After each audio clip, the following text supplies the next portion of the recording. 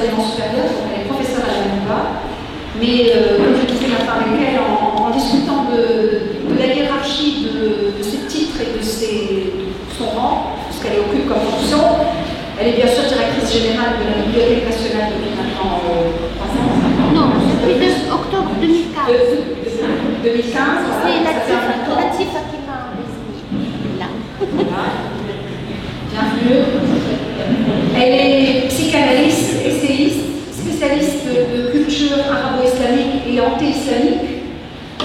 Et j'ai le bonheur de présenter, de discuter, de débattre avec elle des points qui m'ont semblé les plus intéressants, peut-être les plus polémiques, de son nouveau livre intitulé Ordre, désordre, des genres, propos sur la violence et la mort.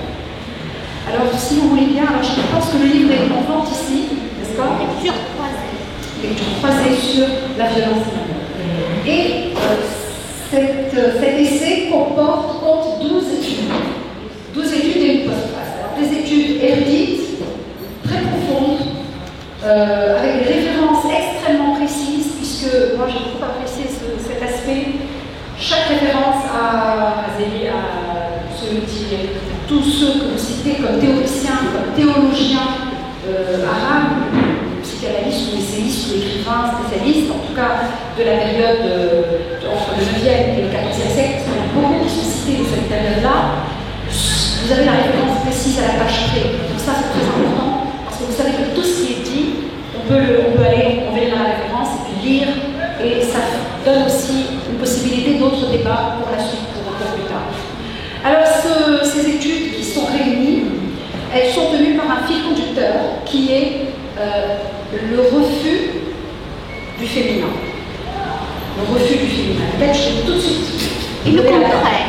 Et les stratégies que déploient les femmes pour contrer ce refus et pour le dépasser. Et pour essayer de vraiment contourner. C'est des stratégies de contournement, de détour, par l'ironie, par le vestimentaire, par l'amour, par des postures aussi poétiques, littéraires, philosophiques, dont vous parlez à la faveur du Hachd, en particulier d'une certaine poétique où la femme a donné, je dirais, son plein rendement existentiel à travers les textes que nous gardons encore, les élégies, pas seulement les élégies, mais également les grands poèmes d'amour, dont vous parlez beaucoup tout au long de ces 12 études. Et là, je pense que peut-être la première chose qui frappe, c'est, j'ai partagé un peu la lecture de ce très bel essai avec Vladimir, c'est également surtout, je pense, tous les dispositifs de coercition et d'oppression que la femme, donc les violences, puisque ça reprend ce mot-clé qui est dans le titre, que la femme a dû affronter tout au long d'une période qui s'étale sur plusieurs siècles. Hein.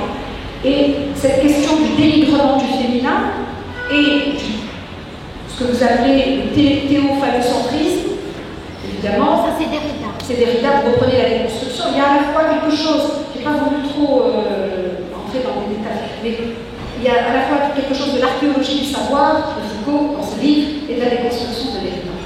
Donc on a à la fois une essayiste qui saisit les textes à la racine, c'est-à-dire qu'on a la référence de tous les textes et tous les extraits. Par exemple, je donne un seul exemple qui m'a particulièrement frappé. Et ensuite, je vous donnerai la parole pour définir justement les modalités du féminin. C'est la citation de Razeli, ce théologien, qui décrit le mariage comme étant une forme d'esclavage.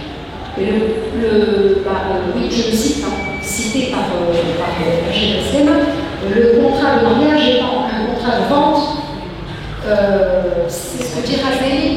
Et j'ai retrouvé une citation qui ressemble un peu à ça de Engels, citée par Gisèle Halimi dans son essai La cause des femmes, où Engels dit que la première situation d'oppression, c'est l'oppression du mariage conjugal. C'est un rôle de redondance, enfin c'est la citation d'Engels. Alors moi, il se trouve que par hasard, j'ai relu La cause des femmes de Gisèle Halimi avant de lire le très beau livre que j'ai eu la gentillesse de m'offrir. Il y a une continuité. Moi, j'aime bien remettre les choses en perspective dans une certaine, j'ai besoin d'un peu de cohérence par rapport à tout ça. Les choses, on a retrouvé ça dans une refaite traversé ça avec Mazet et en remontant à l'époque de Mazet. Alors ce recul féminin, quelles en sont les modalités? Il y a d'abord un verset qui a conditionné la condition des femmes en islam, qui est le verset numéro 34 de la Torah des femmes. C'est le verset qui énonce la supériorité des hommes et le principe de l'autorité des hommes sur les femmes et la possibilité pour les hommes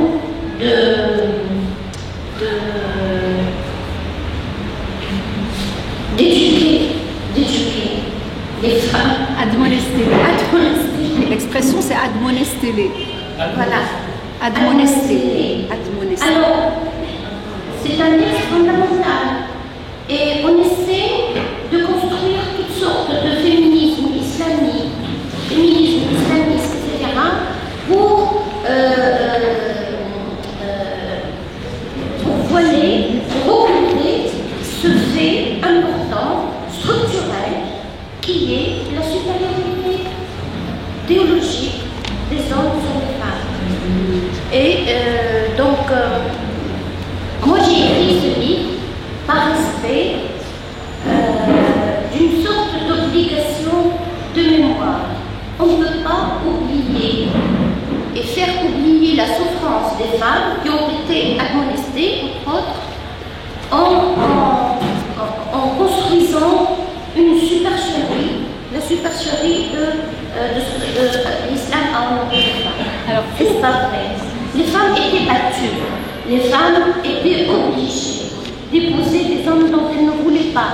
Il y a un livre que je n'ai pas, j'ai oublié de l'étudier ici. Je m'en suis rendu compte après coup. C'est un livre très précieux.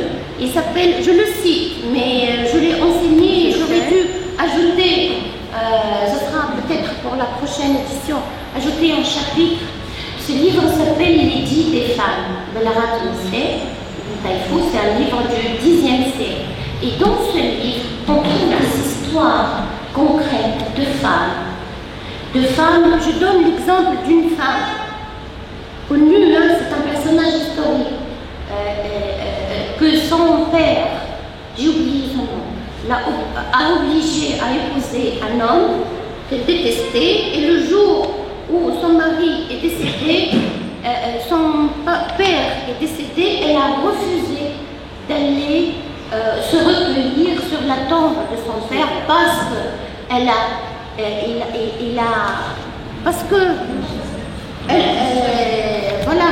a détruit sa vie. Donc il y a des vies qui ont été détruites. C'est vrai que les femmes se sont aménagées des marges de liberté. C'est vrai qu'il y a eu le mariage kérouanais qui permettait aux femmes d'imposer à leurs époux la monogamie. Voilà. C'est vrai que, comme j'en parle ici, les femmes pouvaient se dérober à la police des mœurs, elles pouvaient faire beaucoup de choses. Mais on n'a pas le droit d'oublier cette violence structurelle. Et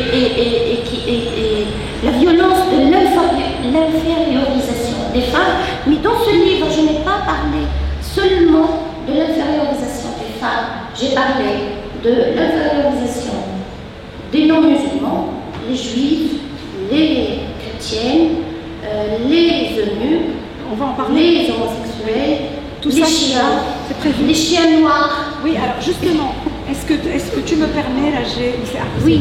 J'aimerais vous lire les deux épigraphes qui ouvrent le texte. La première de Sahih Muslim. Un hadith attribué au prophète de l'islam dit: celui qui prie doit être séparé des autres par quelque chose d'aussi étendu que la partie arrière du palanquin. Sinon, sa prière sera coupée par l'âne, la femme et le chien noir. Ça, c'est la première. Non, par la suite, c'est la dédicace. Après, c'est la dédicace, oui. Ce livre est dédié à la mémoire de toutes et de tous ceux qui ont subi le plus souvent en silence, la violence et la souffrance de l'infériorisation. Anne. Les ânes qui sont vraiment maltraités et qui sont stigmatisés comme étant bêtes, alors qu'ils sont plus intelligents que beaucoup qui nous gouvernent entre eux.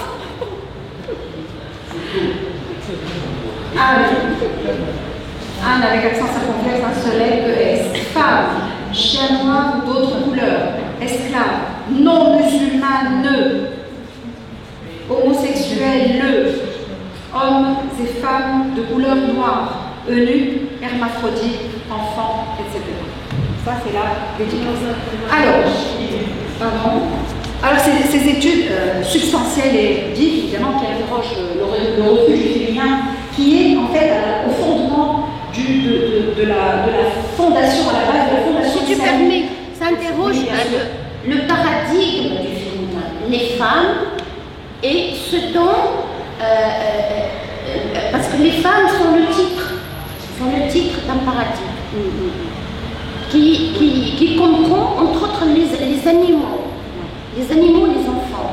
Ils ont été traités de la même manière dans beaucoup de dispositions du fiqh.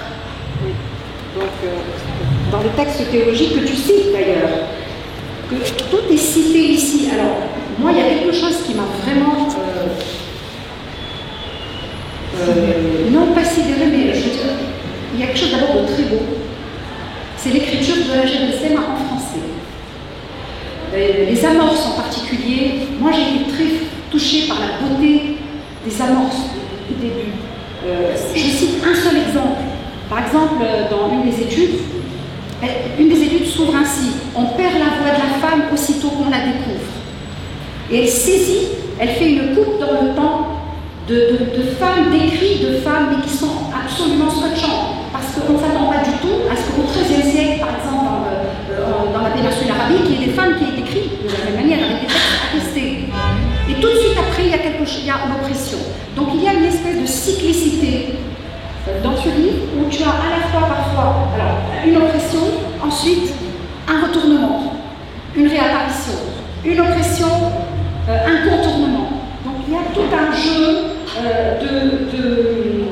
de survie, un jeu d'arrachement, de stratégies de survie qui sont à chaque fois mises en avant et décrites dans des textes. C'est très intéressant parce que c'est vraiment le marginal ou le minoré qui essaye de se mettre en avant et de dire non mais je ne suis pas comme ça, je ne suis pas ce qu'on fait de moi, je ne suis pas casée dans un genre. Et d'ailleurs tu mets en lien le genre littéraire et le genre de cours en montrant qu'on a voulu aussi enfermer les femmes dans la déploration et dans l'élégie funèbre, alors qu'il y a eu des éblouissements, des textes érotiques extraordinaires qui ont évidemment été cachés, détruits, mis à l'écart.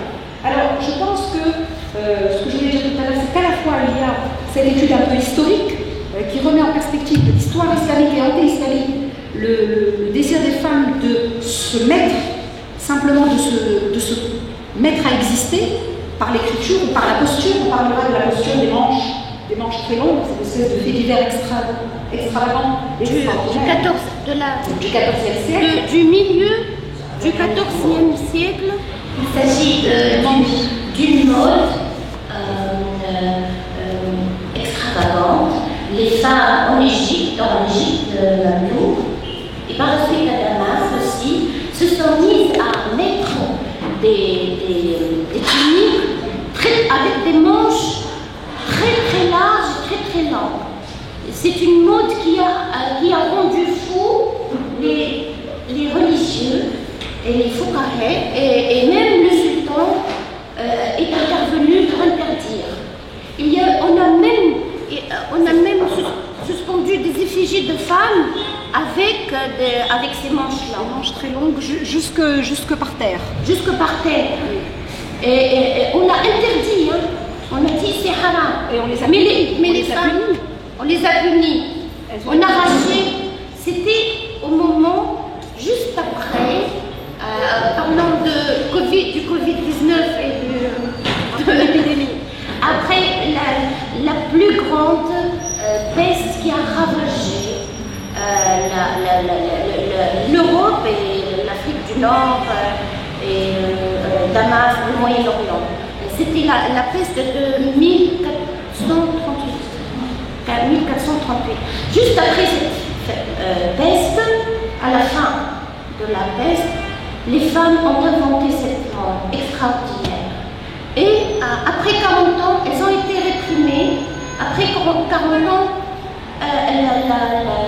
la même mode vestimentaire revient. Et alors je sais que c'était vraiment une énigme à résoudre. J'ai écrit cet article comme, j'ai travaillé sur cette mode comme si c'était une enquête policière. Je ne savais pas rien parce que les fuqaha exigeaient que les habits des femmes soient amples. C'est ça. Sutra, c'est-à-dire la femme pour qu'elle soit pudique. Voilà, il faut que ces habits soient amples. Là, il s'agit d'habits amples. Les tuniques étaient présentes et malgré ça, on les interdisait. Bon, on ne va pas tout dévoiler. Ah oui, tout dévoiler. Parce qu'il faut absolument lire la suite. La suite de l'enquête, c'est incroyable cette histoire. C'est vraiment un fait divers. Parce que, alors, ce qu'elle ne dit pas assez, à mon avis, c'est que ces femmes. On ne peut pas tout dévoiler. Mais non, on les a noyées, elles ont été condamnées à la noyade. Non, mais c'est sympa, enfin, je veux dire, tout le dispositif d'exécution. Alors, soit noyées, soit brûlées. Noyade, vous savez, le proverbe tunisien, les femmes étaient très souvent châtiées par noyade. Les femmes adultères étaient noyées. D'où le proverbe tunisien, c'est comme ça que j'explique. Le proverbe prononcé par ma mère, ça veut dire que c'est pour faire allusion à cette pratique-là. Le châtiment, on mettait la femme dans un sac avec une pierre. Alors, j'aimerais poser la première question relative à la première étude qui s'intitule « Fondement de l'avilissement du féminin en islam ». Ça commence fort, hein, je veux dire. Ah bah oui. Alors, et la question essentielle que je pose concernant cette étude, donc si vous voulez bien, on traversera comme ça avec une ou deux questions importantes chaque étude, presque chaque étude. La question que je pose à la GM est la suivante. 12 études. C'est la suivante. Elle cite l'adjectif épithète utilisé dans le texte sacré qui est samat, défini comme étant la fermeté, l'état de celui qui est debout.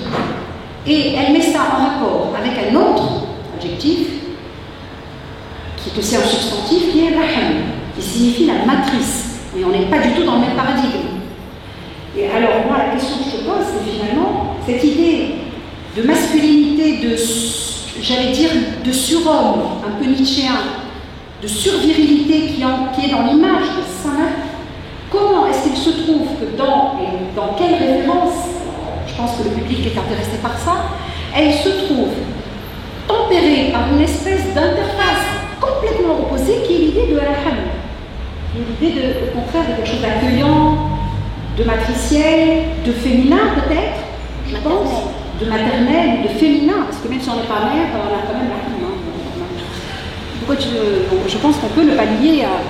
Mais cette idée de... Tu les mets ensemble, et tu montres qu'il y a justement quelque chose qui cloche, tu ébranles ces fondements, en disant qu'il y a du féminin, si j'ai bien compris, dans le divin ou le sacré. Je te donne tout de suite la parole.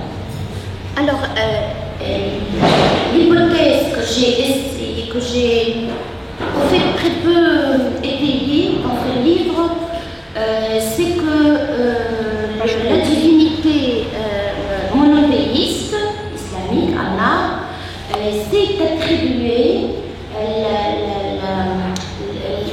la force de l'idée de la matrice, d'où Rahim, Rahman, mais en plus,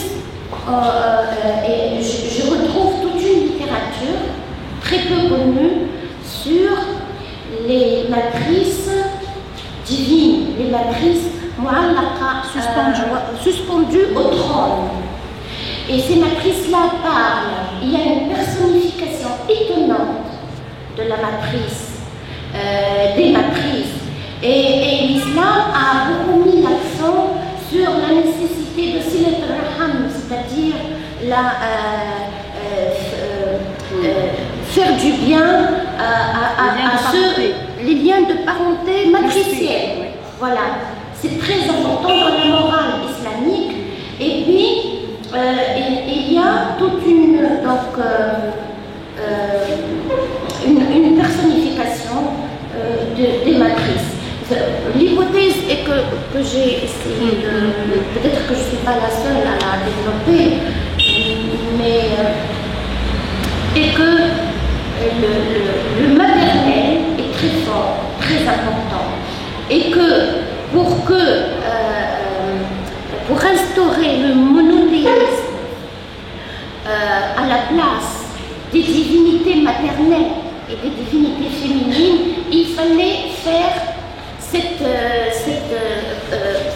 il fallait procéder à cette... voilà. Il fallait attribuer la force du féminin maternel à la nouvelle divinité monothéiste. Parce que les trois divinités, Allah, l'Osawénet, étaient très fortes comme divinité parallèle, et c'était pas facile d'imposer à leur place une divinité samad qui ne souffre pas le manque. Samad, voilà, c'est ça. Mais pour le public, en fait, c'était les trois divinités anti-islamiques. C'était des divinités féminines. Oui. Elles sont dénigrées. Et Rachel montre que, en fait, il y a un dénigrement de ces divinités anti-islamiques et un projet total avec l'islam. Or, ces divinités sont féminines. Et moi, j'aimerais insister sur quelque chose, on en avait un peu parlé avant-hier, à propos de la question de l'aham.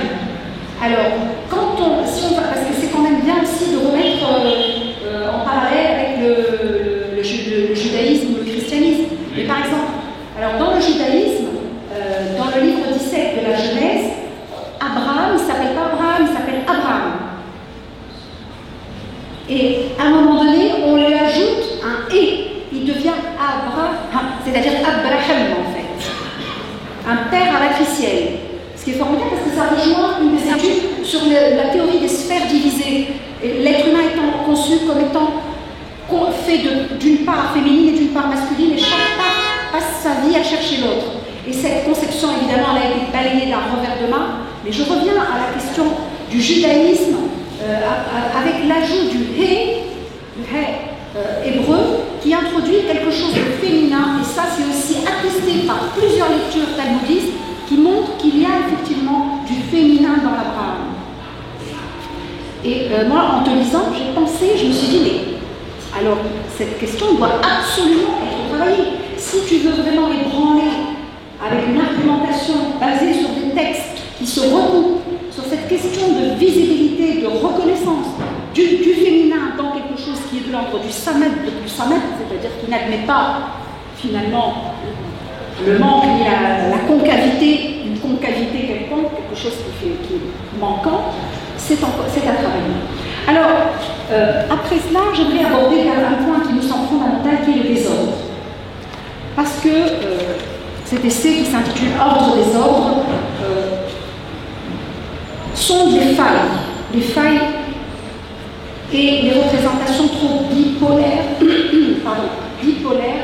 de l'eunuque, de l'éphèbe, et tu montres que par exemple l'eunuque n'est pas du tout ce qu'on croit, et que des textes islamiques très importants, de poètes mais aussi de théologiens, pointent, mais alors une représentation complètement différente de ce que nous connaissons, de ce que nous avons dans notre imaginaire collectif de la définition de l'eunuque. J'aimerais que tu nous en parles, parce que cette deuxième étude, qui s'intitule Désordre dans l'ordre bipolaire et hétérocentré, casse beaucoup de clichés. On est vraiment là, il y a des choses très importantes qui montrent que les œuvres majeures du répertoire arabo-islamique et anti-islamique étaient progressistes, étaient extrêmement ouvertes dans d'abord le travail dans les genres, à l'intérieur même des genres, et puis la subversion, ce qu'on appelle aujourd'hui la subversion. Moi, il y a au moins une trentaine d'exemples qui montrent à quel point la subversion joue dans ces textes du 11e, 12e, 13e, 14e siècle, avec avec les citations. Moi, j'ai été vraiment très... Moi, franchement, je ne suis pas du tout spécialiste de culture arabo-islamique. Et bien loin d'être aussi érudite que la Gilles connaît les textes. Ça, c'est très important. Et qui peut donc attester et argumenter à partir de ces exemples textuels, littéraires, les gens, de tous les gens. Donc moi, j'aimerais qu'on s'explique en quoi, ce qui rejoint cette manière que tu as de mettre ensemble dans une même catégorie ces êtres qui ont été infériorisés par la théologie, par les prescriptions des théologiens, et mis en fait avec dans la même catégorie des femmes. Alors, il y a une bipolarité évidente, théologique, qui consiste à diviser les êtres humains en deux parties, des hommes et des femmes, mâles et femelles. Mais, en fait, d'où entre autres la notion de désordre, la réalité est très complexe et la sexualité humaine est très complexe aussi. Et la littérature, la poésie, mais aussi le fiqh rendent compte de cette complicité. Ce qui fait que dans les textes du fiqh, il n'y a pas que la condition des femmes, des hommes, des esclaves, des hommes de condition libre, des esclaves, des femmes de condition... Non, il y avait d'autres catégories, dont celle de l'hermaphrodite. L'hermaphrodite était une catégorie à part. On reconnaissait son existence, surtout après la puberté. Et on l'appelle l'hermaphrodite problématique, mushk. Ça veut dire que c'est un être qui sera toujours bi, qui sera toujours ni femme ni homme. Et cet être-là, il hérite la moitié d'un homme et la moitié d'une femme. Ce qui fait qu'il hérite de 2 tiers. Son statut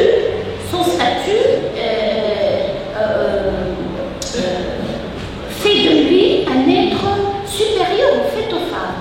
Il est supérieur aux femmes. Et dans les histoires, pendant la période de confinement, j'ai pris beaucoup de plaisir à lire les chroniques des Mamelouks, de l'époque Mamelouk. Presque chaque année, tu trouves un fait divers. Un homme qui s'est avéré une femme. Le sultan tel, on a amené au sultan tel un makhlouk, une créature qui était une femme, qui est devenue un homme. Alors le sultan, très content, parce que si c'était l'inverse, il ne serait pas content. Si c'était un homme qui deviendrait une femme, c'est pas toujours très... Alors il est très content, il lui donne le nom de Mohamed. Ah bah ça va. Alors Oui. mais là, Ça, oui, dans ça, juste je lis un truc. Tu donnes l'exemple des califes abbassides qui avaient les garçons, avec des femmes, des jeunes esclaves, des roulémiettes. Pour le mieux, c'est des jeunes Des filles garçons, habillées. travestis en effet, Voilà. masculin. Alors elle donne des exemples très précis des califes abbassides, Émir, mort en 813. Mort en 842. Enfin, c'est un répertoire très large de tous les textes qui attestent d'une liberté de pensée, d'une libre pensée par rapport à ça, et d'une pratique. Et même Ibn Hazm, que bon, tout le monde connaît comme étant l'auteur de Tawr al-Hamam, du collier de la colombe, qui devient, je ne sais pas pourquoi d'ailleurs, à la fin de laisser coller les pigeons, on peut faire le collier de la colombe. Et cet auteur, il plaide. C'est Léon Bercher qui l'a traduit comme ça. Ben d'accord. Il plaide en faveur de l'affaiblissement, de la punition du nombre de coups donnés aux homosexuels. Il dit, frapper, donne-leur seulement 10 coups, ça suffira. Pourquoi 100? Et c'est incroyable, je veux dire, c'est 11e siècle. Mis à part la complexité des faits, concerne aussi les sexualités, parce que on a, et ça c'est l'effet de la censure, et moi j'écris contre la censure et le refoulement.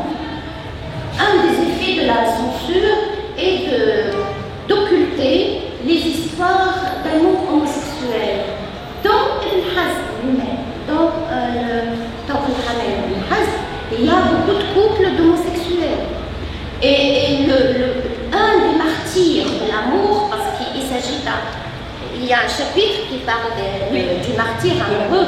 Un des premiers martyrs de l'amour est Ibn Daoud, un écrivain qui est le fondateur d'une doctrine, le fondateur du daïrisme. C'était banalisé, c'était banal. À l'époque, on n'assignait pas encore des identités fixes. Et il y a d'autres catégories, j'ai parlé des hermaphrodites, il y a aussi les eunuques qui avaient une sexualité. Oui. Et certains faqirs, Mais ne dévoile pas tout. Ne parle les pas. autorisaient à se marier. Il ne faut pas tout dévoiler, mais c'est quand même assez extraordinaire ce qu'elle écrit sur les eunuques. Alors, je vais vous poser une question. Qu'est-ce que la Bahtala? Alors, Il y a même des concepts, moi j'ai jamais entendu parler de ça, mais c'est quand même assez impressionnant. Et ça participe de cette diversité en fait, parce que même ceux qui connaissent un peu la culture arabo-musulmane ont une idée très stéréotypée. C'est-à-dire on a des espèces de cases, il y a ça, il y a des grands titres, et puis voilà, on ramène tous ces titres partout où on va, et en fait là tu rentres dans les interstices de cette culture pour montrer la complexité, et puis en même temps des choses très croustillantes, très modernes.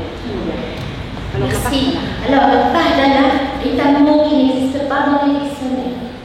Ce n'est pas un mot arabe. C'est un mot égyptien.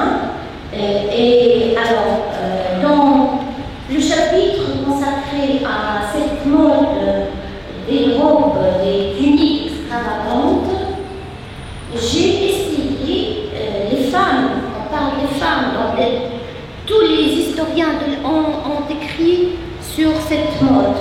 On les appelle les tuniques en manches longues. J'essayais de trouver le point de vue des femmes, de ces femmes qui portaient ce vêtement, parce qu'elles ne parlaient pas. Les historiens, soit qu'ils compatissaient avec elles ou non, mais ce sont toujours des hommes qui ont parlé de cette mode.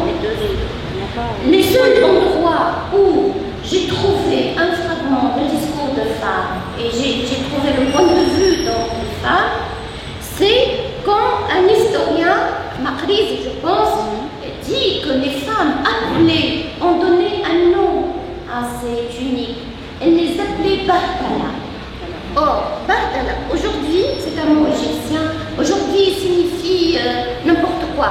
Bahtala, c'est-à-dire, en fait, c'est pas sérieux. Oui. Et alors, Bahtala, on trouve ce mot dans un poème de la même époque, il veut dire dévergondage et ironie. Donc, au fait, et là, on découvre l'invention des femmes qui ont lancé cette mode. Et en fait, tu dis aussi dans l'essai, Bahtala, c'est le contraire du droit chemin, du tariq mustaqim qui est tracé, la voie toute faite, voilà, programmée. Et donc, c'est une espèce de déviation du droit chemin, un peu de subversion. L'ironie et l'humour des femmes. Subversion, en fait. Subversion. Alors, j'aimerais passer à une étude très importante parce que c'est autour d'un conte populaire qui décrit un féminicide, comme on dit maintenant. Un féminicide. Et c'est vraiment une étude, moi je trouve que c'est celle qui m'a le plus touchée. Dis-leur le nom du conte. Alors voilà, je vais y aller. Je t'arrive que je vais te jeter. Témoigneront contre toi les petites bulles de la pluie, un mythe de la naissance du féminisme. Alors c'est un conte assez extraordinaire. En fait, c'est l'histoire d'un barbe bleue musulman qui enterre vivante sa femme, je crois, hein. Et puis il raconte gaiement, allègrement à la suivante, à celle qui a succédé, que ben voilà. Il s'agit d'un. Je te laisser en parler, parce que c'est quand même extrêmement intéressant. Alors, c'est un conte-nu tunisien. Je résume ce conte. Il s'agit d'un huis clos conjugal. Un homme était assis, Srifa, chez lui, avec sa femme. Tout d'un coup, il lui a dit: Ya bint al-nas, quel nom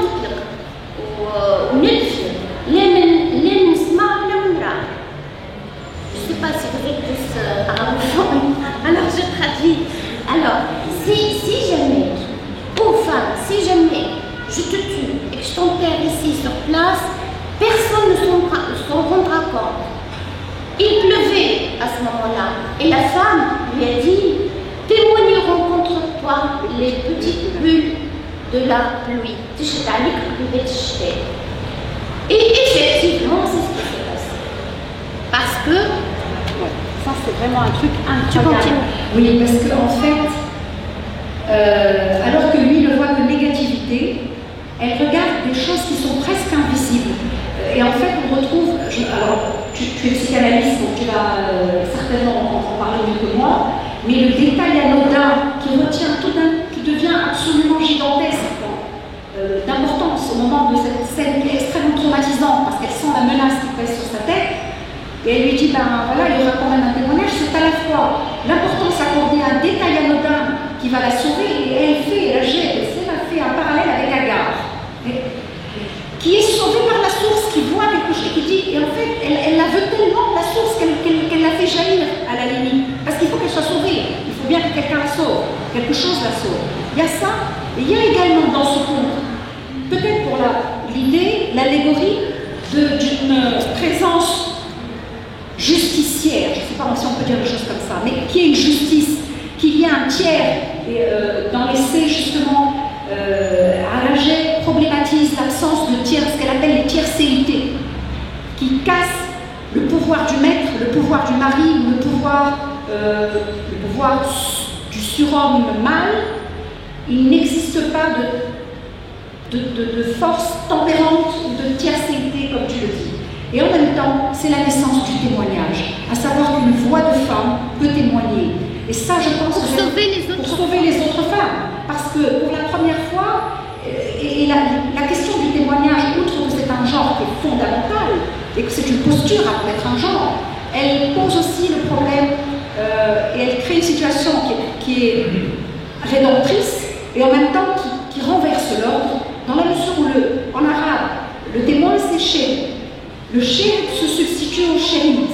La première femme qui était martyre, donc c'était chéri, elle est morte sans aucune raison, elle devient chéri, c'est-à-dire elle témoigne contre. Et là, on a pour la première fois l'introduction d'une justice par rapport au féminicide et par rapport à la violence qui peut être subie par une femme de façon tout à fait gratuite et agréable. Et c'est tout laissé point des situations, alors ça c'est très important à mon avis, c'est des situations aléatoires, d'oppression complètement aléatoires, qui sont liées au bon plaisir. Parce que la deuxième épouse a dénoncé et a voulu faire de même, mais elle a été plus intelligente et elle est allée au Cathy le dénoncer. Et donc, j'ai cru voir dans cette histoire un mythe possible de la naissance du féminisme, puisqu'il y a la femme victime, il y a la femme qui témoigne, il y a la survivante, et il y a donc cette solidarité entre les femmes qui font appel à l'État, à la loi. Alors la tiercété, qu'est-ce que ça veut dire? Ça veut dire qu'on n'est plus jugé parti, parce que le mari est jugé parti dans certaines situations. Quand il bat la femme pour l'éduquer, il est jugé parti. Et tu as lié ça, alors J'ai fait aussi un parallèle avec les mille et une nuits en disant que peut-être c'est un embryon des mille et une nuits, puisque l'époux, elle compare l'époux à Shahriar un peu. Or là, cette espèce de petite fiction qu'elle invente à partir d'un détail complètement délirant, qui apparemment n'a rien à voir avec la situation, qui est les petites bulles de pluie, elle cherche quelque chose autour d'elle qui pourrait témoigner, et elle dit, bah, il y a les petites bulles de pluie. Et donc, elle crée une fiction, une histoire. Il y a un texte de Freud très important où il fait l'éloge des choses très petites, insignifiantes, qui sont très importantes. Il s'adresse dans je pense, l'abrégé de psychanalyse. Et Freud, je vous donne un exemple, dit que dans un rêve, où il est question d'un oiseau, d'un récit, d'un oiseau, il peut se passer des choses, etc. Très souvent, la clé du rêve n'est pas l'ossature du récit ou l'intrigue, c'est la de l'oiseau. Tout le reste ne compte pas. C'est la couleur du bec de l'oiseau qui donne le sens au récit. D'où l'importance aussi dans la psychanalyse, mais aussi dans la philosophie de la référence du détail. Contrairement au structuralisme qui accorde l'importance à l'ossature,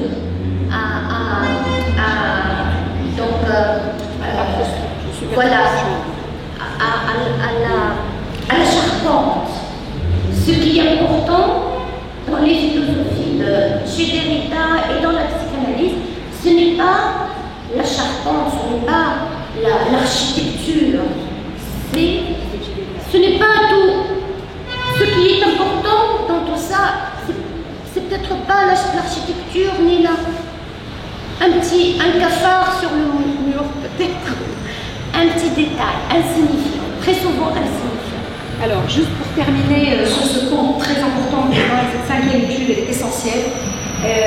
J'ai lu ce conte à la protection des hommes violents dans la sourate des femmes,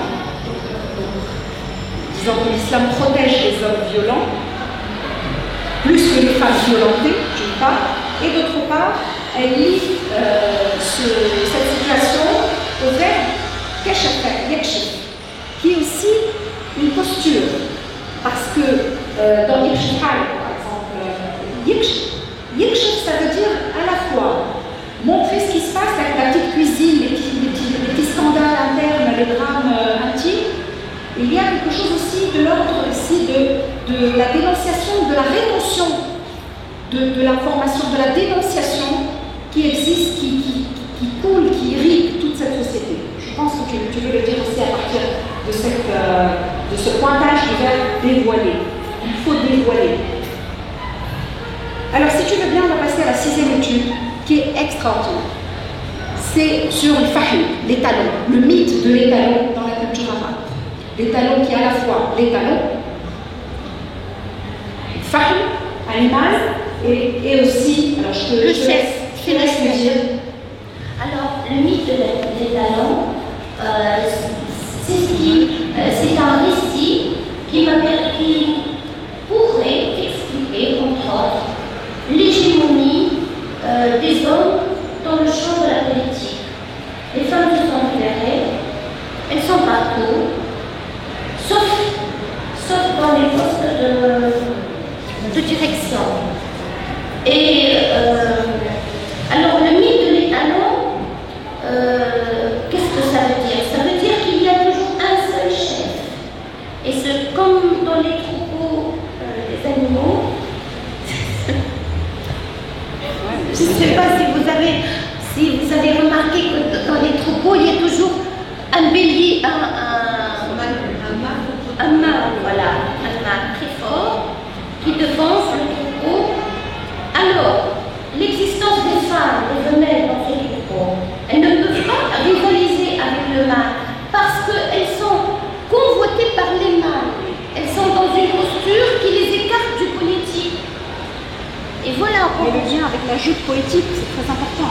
La joute, oui. Alors, j'essaie de montrer dans ce livre que la supériorité, la domination masculine se retrouve partout, pas seulement dans la vie quotidienne, pas seulement dans le fait, mais même dans la critique littéraire, même dans la philosophie de la vérité, même dans tous les champs du savoir, même dans l'anatomie. L'anatomie, elle aussi, elle reproduit l'hégémonie masculine et on retrouve cette question dans l'étude sur le sexe inversé. Oui. Alors en fait, moi, dans cette étude-là, tu dis que en fait, les premières, j'avais prévu une question, c'est les femmes arabes sont-elles les premières confinées de l'histoire? C'est ce que tu expliques en te lisant, on décrit presque ça. Et puis le fahl, c'est à la fois l'étalon et celui qui triomphe, qui fait la meilleure déclamation poétique dans un concours de joute poétique. Le terme désigne les deux. Il désigne l'animal et celui qui triomphe d'une joute poétique. Et tu donnes l'exemple d'ailleurs de cette femme qui va abandonner son homme jaune, donc c'est ça, qui finalement, elle a été répudiée par Immanuel Price parce qu'elle a considéré moins fort en poésie, donc moins viril que. Donc là, on voit qu'en fait, l'étalon, c'est celui aussi qui est le plus éloquent.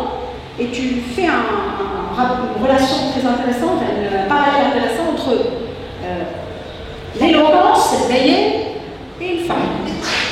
La langue et en fait la parole et la virilité, et tu le montres à travers des thèmes qui sont, alors là, presque équivalents. Avant de passer à l'étude sur l'héritage. Alors, on va peut-être passer sur l'inégalité dans l'héritage et peut-être commencer à conclure avec le mythe des sphères divisées. Les mythes des sphères divisées, une représentation qu'on retrouve chez les soufistes. L'homme et la femme sont deux parties d'un même être, d'un même corps. Et là, la question que se pose c'est qu'avec le durcissement anti-féminin, il n'y a plus de division. Il y a tout simplement une femme qui devient l'alliée de Satan.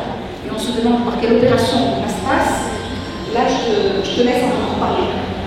Alors, le mythe des sphères divisées est une interprétation, traduction arabe islamique du mythe d'Aristophane qu'on retrouve dans le Banquet de Platon. Ça veut dire que les gens, l'espèce humaine était en forme sphérique. C'était des créatures très, très puissantes parce qu'elles avaient 4 bras, 4 jambes, et avec la forme sphérique, elles étaient capables d'aller très vite et même de sauter et d'arriver jusqu'au Dieu. Alors Zeus n'était pas content. Il a décidé de les diviser en deux. C'est un mythe qui explique l'amour. Alors, il les a divisés en deux et ils sont devenus très malheureux et ils mouraient parce que c'est pareil. Les deux moitiés sont séparées. Alors, et c'est comme ça que l'amour est né. Donc l'amour, c'est le fait qu'une moitié cherche l'autre moitié, cherche son autre moitié, et on retrouve ce mythe islamisé, débarrassé de tous les détails paganistes chez les auteurs musulmans. Voilà. Alors on va terminer, on va conclure par une dernière remarque sur la postface, un bilan. Alors selon la GMC, il y a un déclin ces dernières années de la prédication religieuse, qui a perdu beaucoup de terrain, vraiment. Et puis, pour terminer, il y a un lien qui est établi entre les lumières et ce que tu as fait le souffle. Oui. Alors, voilà. Et je te passe au final la parole pour la conclusion et la réponse à la question. Merci. Alors, moi je parlais du déclin des fatwas. Les fatwas font rire, n'intéressent plus la plupart des musulmans. Parce qu'on est. C'est dialectique. On s'est mis, il y a eu dans les années 80 un mini-tel des fatwas en Égypte. On s'est mis à en produire trop partout, ce qui fait que ce n'est plus productif. Maintenant, il y a eu des fatwas ridicules. Maintenant, il y a des pages Facebook, Twitter qui mettent en dérision, qui tournent en dérision tous les muftis. Mais ça ne veut pas dire qu'on en a fini avec le fanatisme religieux, etc. Bon, alors la question du soufou, je l'ai évoqué avant. Le soufou, c'est l'idée des lumières, une idée possible des lumières, parce que le mot était positif, connoté positivement avant. Le soufoul veut dire, en quelque sorte, se dévoiler le visage tout en changeant de lieu. Ça veut dire être autre en face de la lumière et partir. Devenir autre. C'est une belle idée des lumières féminisées. Ce sont les lumières féminisées, féminines. Parce que, et c'est très important, on nous a enseigné une vulgate des lumières arabes qui était trop masculine, qui était machiste, à mon avis. On nous a enseigné, évidemment, Tartawi, son départ à Paris, Khayreddin, Ibn Bethiyez, les hommes, que des hommes, des hommes, des hommes. Et on oublie les femmes. Où étaient les femmes? Les femmes, en Irak, au milieu du 19e siècle, on oublie qu'une femme qui s'appelle Qurrat al-Ayn s'est dévoilée pour la première fois et a décidé de répudier son mari. Elle a été tuée par la suite. Bon, moi j'appelle à une réinterprétation, une relecture de cette période-là, en prenant en considération les femmes. Elles n'étaient plus silencieuses, les femmes. Les femmes, dans la tradition arabe, nous laissaient des bribes de titres, des poèmes, etc. Mais à cette époque-là, elles ont commencé à parler et pourtant on nous parle, on évoque la Nahda, donc la Renaissance arabe, sans parler des femmes. Merci Rajed. Merci à vous. Non, je voulais poser deux questions. Parce que, d'abord, dans ce qui dit, j'ai pas encore le bouquin, bien sûr, hein, donc je n'ai pas une question précise à poser, mais dans ce qui a été dit. La question qu'on peut se poser, la première, c'est qu'est-ce qui est propre à l'islam et à la civilisation musulmane, et aux civilisations musulmanes, et qu'est-ce qui se retrouve ailleurs? Par exemple, quand vous avez parlé du remplacement des déesses par le dieu masculin du monothéisme, bon, même s'il s'attribue une part de féminin, mais on le retrouve dans d'autres mythologies. Bon, dans la mythologie grecque, c'est le fameux coup d'état d'Apollon, le remplacement de Gaïa par Zeus, etc. Donc ça, c'est quelque chose qu'on retrouve dans une série de... Il y a des moments mythologiques où le dieu remplace la déesse. C'est-à-dire que la maternité n'est plus ne donne plus de pouvoir en réalité. La maternité est mise sous contrôle, en définitive. Et elle cesse d'être un lieu de pouvoir. Donc, qu'est-ce qui fait l'originalité, disons, de l'oppression en islam, de l'oppression des femmes? Est-ce que c'est, parce que moi, la chose peut-être la plus importante que je vois dans l'islam historique, c'est la réclusion des femmes. Si on prend les autres monothéismes, c'est vrai que les femmes ne sont pas recluses. Bon. Est-ce que c'est la réclusion des femmes, la réclusion absolue des femmes, et pourquoi cette réclusion, pourquoi cette sévérité dans l'enfermement beaucoup plus important que dans les deux autres monothéismes? Surtout le monothéisme chrétien qui n'est pas du tout, qui est patriarcal certes, mais dans lequel il y a aucune réclusion. Oui, je pense que l'idée de réclusion est importante, je l'ai énoncée dans un verset.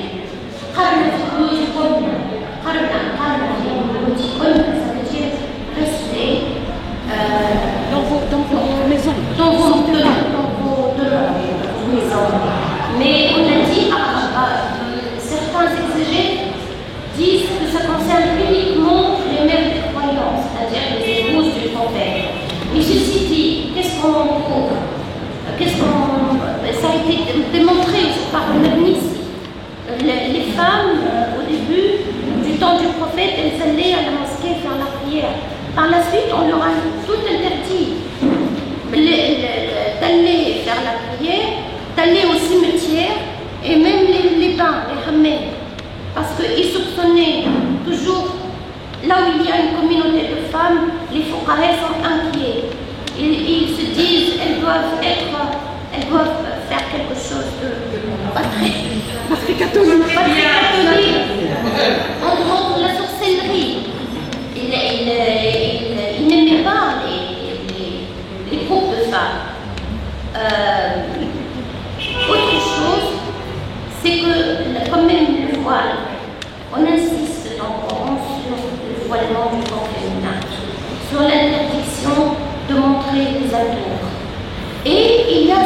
l'histoire qui a été montrée par Fatih Slama,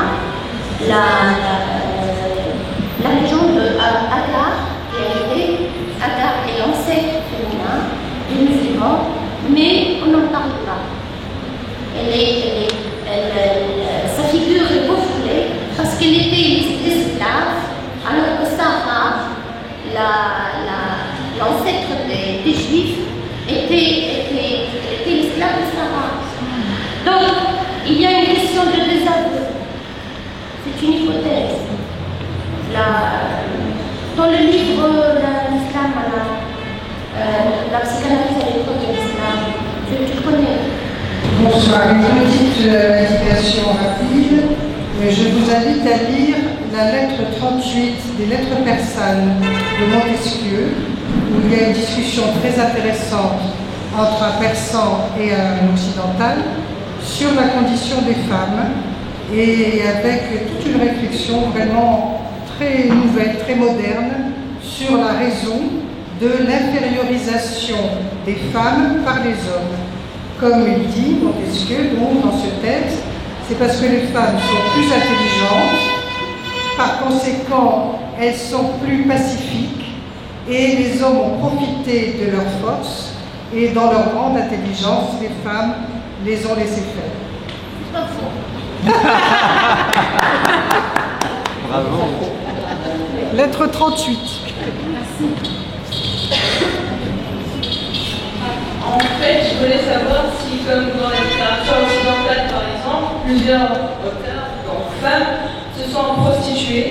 Donc elles ont été dans une forme de marchandisation du corps, et ensuite elles ont écrit, faisant passer leur corps, le corps classique, dans un corps textuel comme une forme d'insurrection. Je voulais savoir que si dans la civilisation, dans la culture arabo-musulmane, il y avait des femmes qui ont connu un tel passage, mais qu'on a étouffé leur voix, qu'on a brûlé leur texte.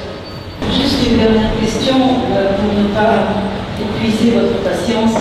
J'aurais souhaité, merci d'abord pour cette essai tout à fait intéressant, très riche, que j'ai eu le bonheur de lire, mais rapidement, je vais le relire certainement.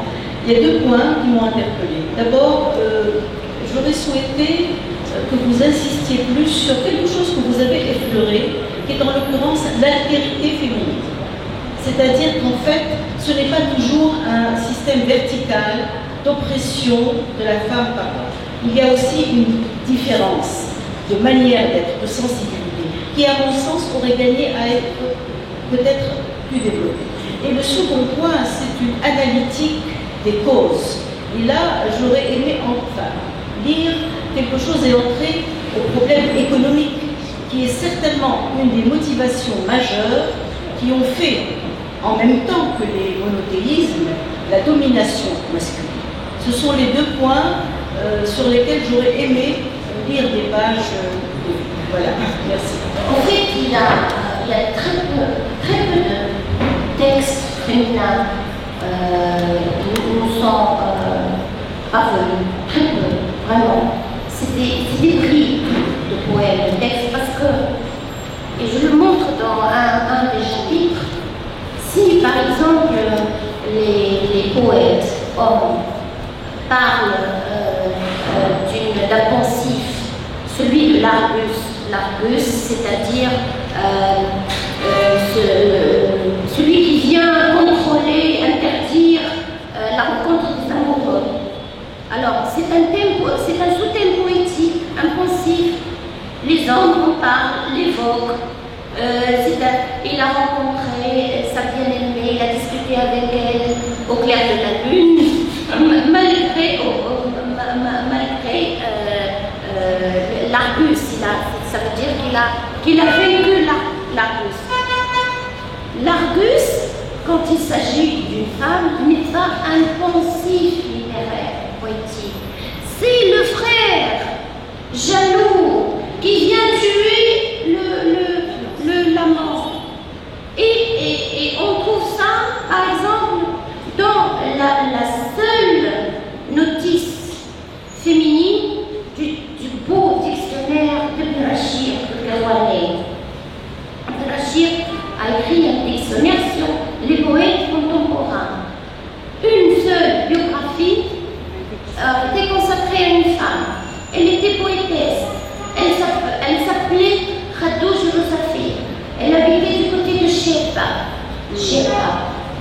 cette femme est tombée amoureuse d'un Turc. Un Turc, si ma mémoire est bonne, et elle a déclamé des poèmes, etc.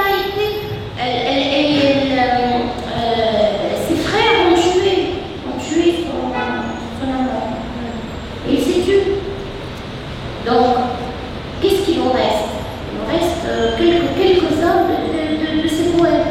On trouve dans le livre des femmes qui s'adressent aux frères, à l'époux jaloux, etc. Pour dire, même si tu me coupes la langue, je continuerai à dire des poèmes de lui. Ça veut dire que c'était pas facile d'être. La condition de la poétesse n'était pas facile. Alors sur le plan économique, les femmes musulmanes n'étaient pas à plaindre. Hein. Elles avaient leur autonomie. Elles étaient autonomes.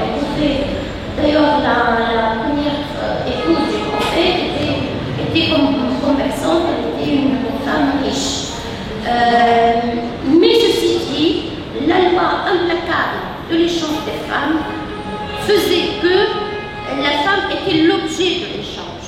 Elle n'était pas le sujet de l'échange. Et le mariage était un échange des femmes avec des précautions quand même, parce que la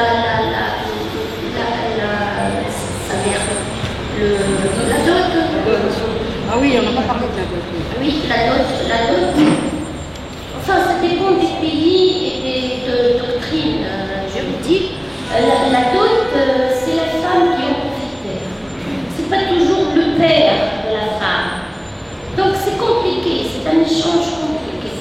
Et l'échange des femmes est universel. Oui, c'est universel. Oui. Et bon, il ne l'est plus maintenant. Il n'est pas universel parce que maintenant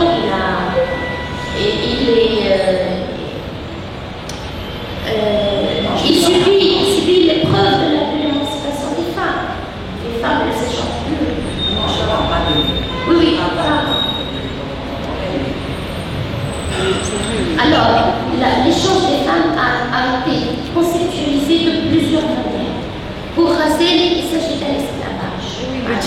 Il le dit. Mais pour d'autres forêts, c'est un usufruit. Un usufruit, oui, du sexe de la femme. Ça a été théorisé de plusieurs manières. Mais, bon, je réfère au livre de Leila Bli sur la famille, parce que dans certains pays, comme la Tunisie, on trouve un adoucissement de la loi, de cette loi de l'échange. Est-ce qu'il y a une autre question à laquelle je ne parle pas? Non, je pense que c'est bon. Merci beaucoup. Merci.